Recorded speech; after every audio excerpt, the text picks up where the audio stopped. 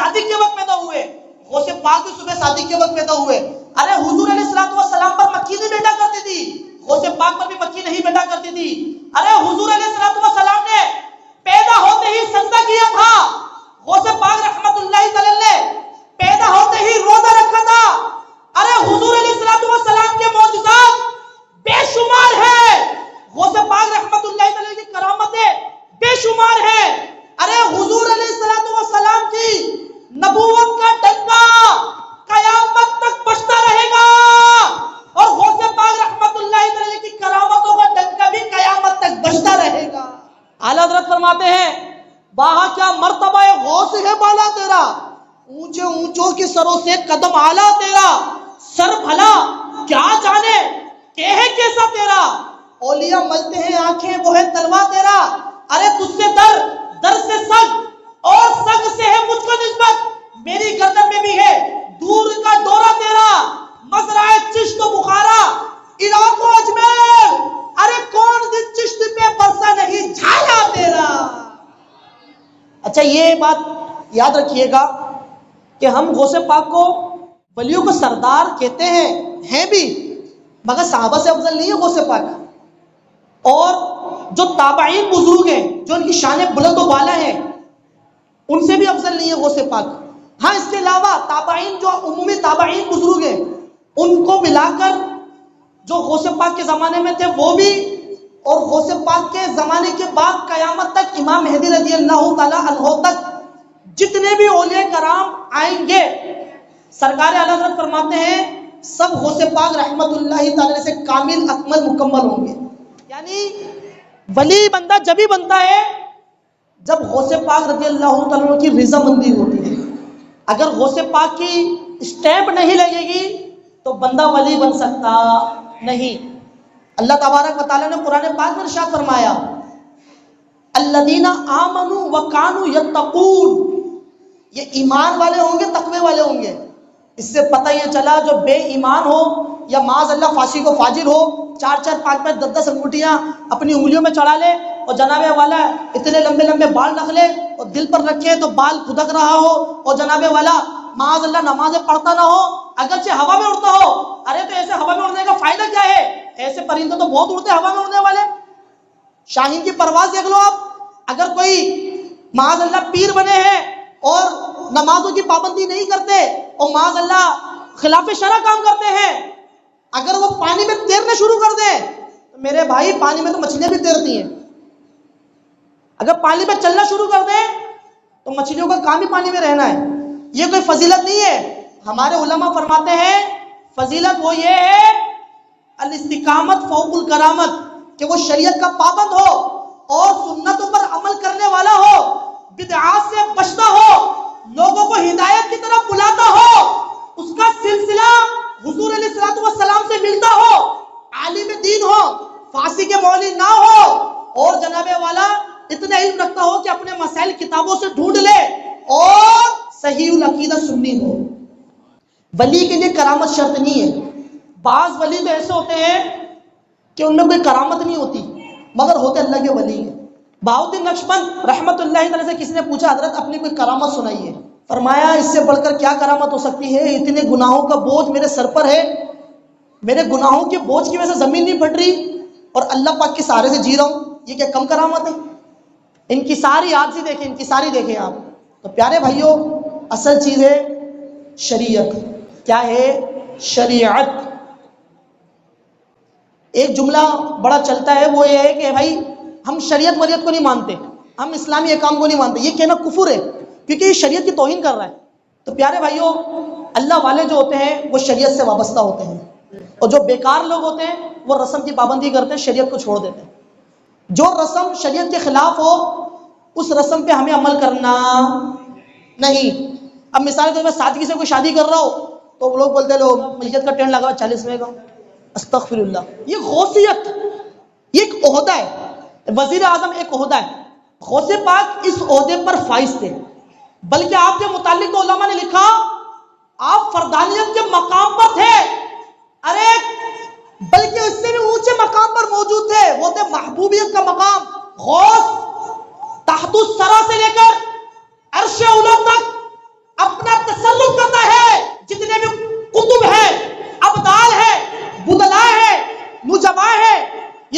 سارے غوث پاک کے ماتحت ہوتے ہیں، یہ سب غوث کے ماتحت ہوتے ہیں. ان کو ولایت جب بھی ملتی ہے جب غوث راضی ہوتا ہے. سیٹ راضی نہیں ہوگا تو جاب پہ کون رکھے گا؟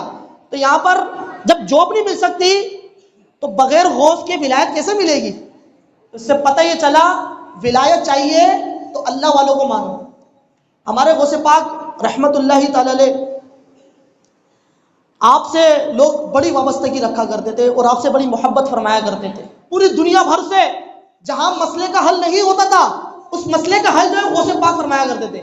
ایک دفعہ ایک مسئلہ آ گیا کہ ایک شخص نے ایسی قسم کھائی کہ میں ایسی عبادت کروں گا کہ روئے زمین پر ایسی کوئی بھی عبادت نہیں کر رہا ہوگا. اب یہ مسئلہ گیا علماء کے پاس تو علماء نے فرمایا بھائی ایسی تو کوئی بھی عبادت نہیں ہے، چونکہ اگر یہ نماز پڑھے گا دیگر لوگ بھی نماز پڑھ لیں گے، دنیا بھر میں کہیں نہ کہیں پڑھ لیں گے، درود پاک پڑھ رہا ہوگا کہیں نہ کہیں پڑھ لیں گے، قرآن پڑھے گا کہیں نہ کہیں پڑھ لیں گے، والدین کی خدمت کرے گا کہیں نہ کہیں لوگ کر رہے ہوں گے، ایسی تو کوئی عبادت ہی نہیں ہے.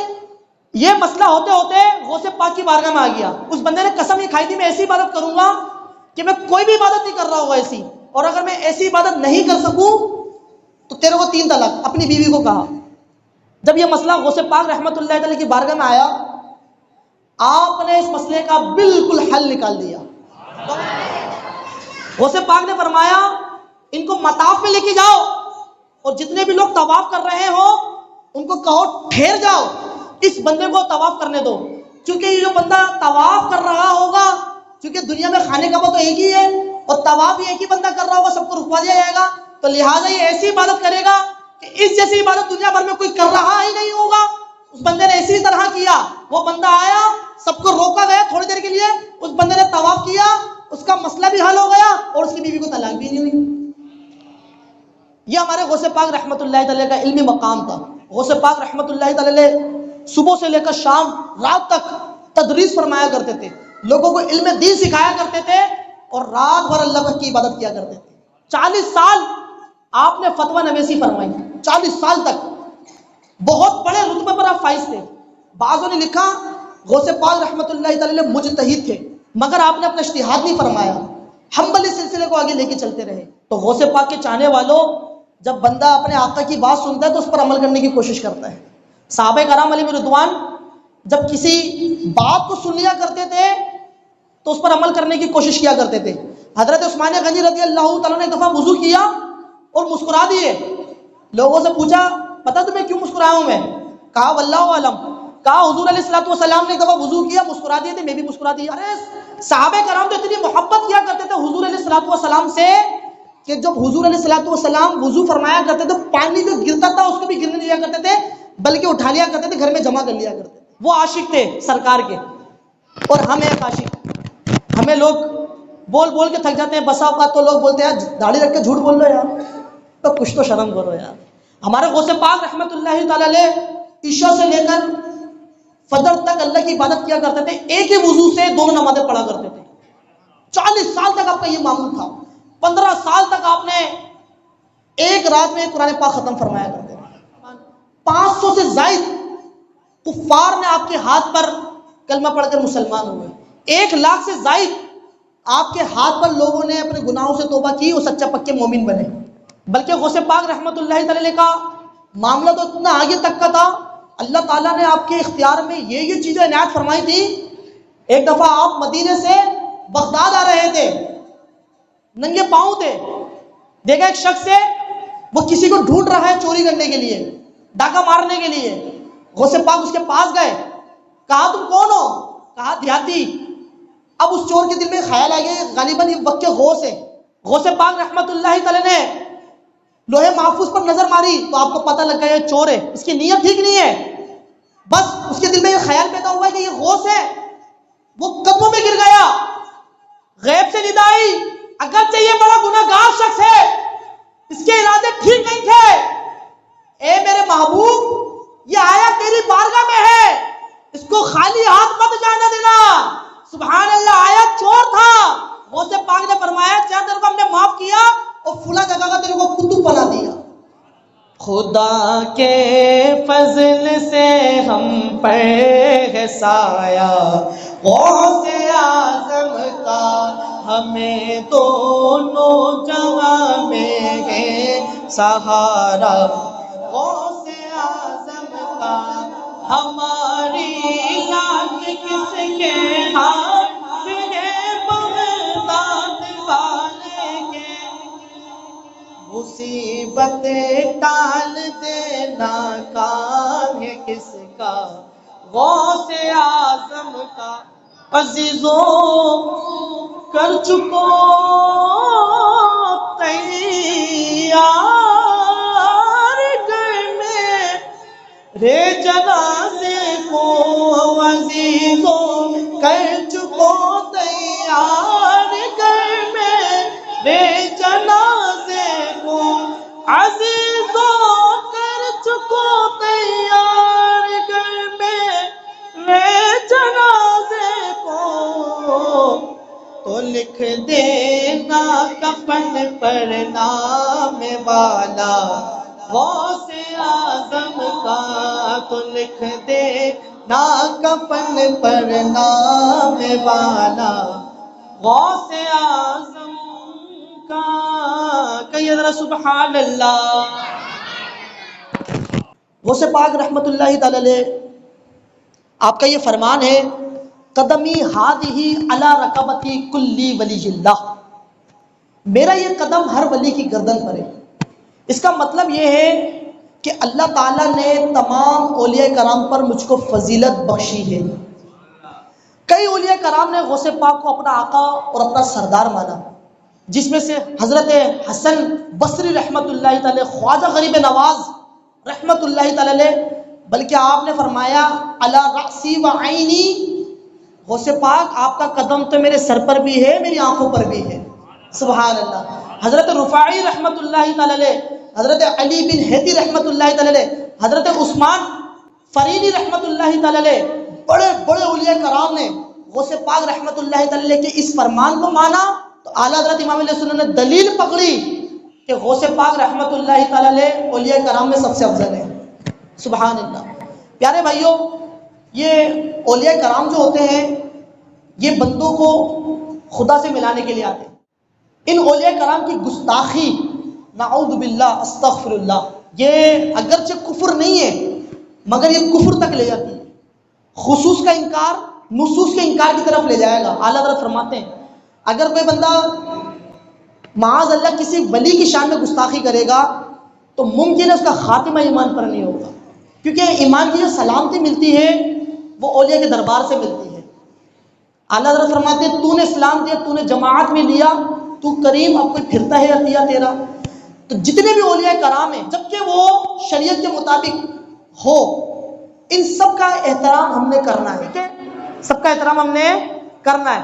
یہ اللہ کے بلند و بالا لوگ ہیں، کسی بھی بھلے سہروردی ہو، نقش بندی ہو، قادری ہو، چشتی ہو، اہل سنت کا یہ شرط ہے، ولی ہو، اور ولی جتنے بھی ہوتے ہیں وہ اہل سنت سے ہی ہوتے ہیں۔ بھی آپ کتاب اٹھا کے دیکھیں، ان اولیاء اللہ کے عقیدے پڑھیں آپ، ان کے عقیدے ہی یہی تھے کہ حضور علیہ السلام کو علم غیب والا مانا کرتے تھے، حضور علیہ السلام کو حاضر و ناظر مانا کرتے تھے، حضور علیہ السلام کو با اختیار مانا کرتے تھے، ارے حضور علیہ السلام کو وسیلے والا مانا کرتے تھے۔ آپ اٹھا کے دیکھ لیں جتنے بھی اولیاء اللہ ہوئے ہیں، سبحان اللہ، اہل سنت سے ہوئے، جتنے بھی ولی ہیں، بلکہ امیر اہل سنت تو یہ فرماتے ہیں ہر عالم دین ہمارے سر کا تاج ہے، نہ کسی عالم دین کی ہم نے گستاخی کرنی ہے اور نہ ہی کسی ولی کی ہم نے گستاخی کرنی ہے۔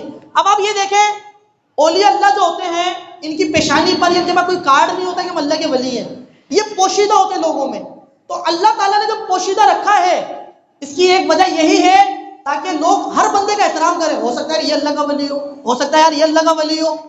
پیارے بھائیوں، ماحول بہت خراب ہو چکا ہے، ولی سے بیعت ہونے کا ایک مقصد یہ بھی ہوتا ہے تاکہ ایمان اور اعمال کی ہماری حفاظت ہو۔ شیخ طریقت امیر اہل سنت اس وقت کے ولی کامل ہیں، اس کو امیر ہی بولتے ہیں، کئی لوگ امیر اہل سنت کو ماشاءاللہ خدا کا ولی جانتے ہیں، سبحان اللہ، چونکہ آپ کا کردار اور آپ کا علمی مقام اس بات پر دلالت کرتا ہے کہ یہ اللہ کے ولی ہیں۔ اگر کوئی مرید نہیں ہے تو ان کے ذریعے غوث پاک کا مرید ہو جائے۔ غوث پاک فرماتے ہیں میرا کوئی بھی مرید بغیر توبہ کی نہیں مرے گا۔ امیر علیہ سنت نے ایک واقعہ لکھا، کتیانہ شہر کا ایک شخص، اس کا انتقال ہو گیا، بہت پرانا واقعہ نہیں، ابھی کا یہ مطلب یہ اسی صدی کا ہے، اس کا انتقال ہو گیا، لوگوں نے چادر رکھ دی اس کے سر پر. اب جناب والا وہ اٹھا اور چادر ہٹائی تو لوگ بھاگنا شروع ہو گئے. میت کو ہوش آ گیا بھائی, میت کو ہوش آ گیا, معاملہ خراب ہو گیا. تو اس نے کہا بھاگو نہیں, آپ مجھ سے ڈرو نہیں. معاملہ یہ ہے جس پیر کا میں مرید ہوں وہ پیر صاحب میرے پاس آئے اور انہوں نے کہا تو ہمارا دیوانہ ہے, ہمارا مرید ہے, اور بغیر توبہ کیے مر گیا. اس بندے نے اپنے گناہوں سے توبہ کی اور کلمہ پڑھا, بدستور جس طرح لیٹا ہوا تھا ویسے لیٹ گیا. حضرت صالح علیہ السلام کی اونٹنی کو ضرب لگایا گستاخوں نے تو اللہ تعالیٰ نے نصف و نابود کر دیا. اب جو معاذ اللہ اولیاء کرام کو برا بلا کہے, وہ تو اونٹنی تھی, ناقۃ اللہ وسقیاہا, اللہ کی اونٹنی تھی. اور جو اولیاء اللہ ہو, اللہ انا اولیاء, بے شک اللہ کے اولیاء, اور اولیاء کون ہوتے ہیں؟ وہ انسان ہوتے ہیں. اللہ تعالیٰ نے انسان کو اشرف المخلوقات میں سے بنایا. دیکھیں ہم اولیاء اللہ کو معاذ اللہ خدا نہیں مانتے, نہ خدا سے جدا مانتے.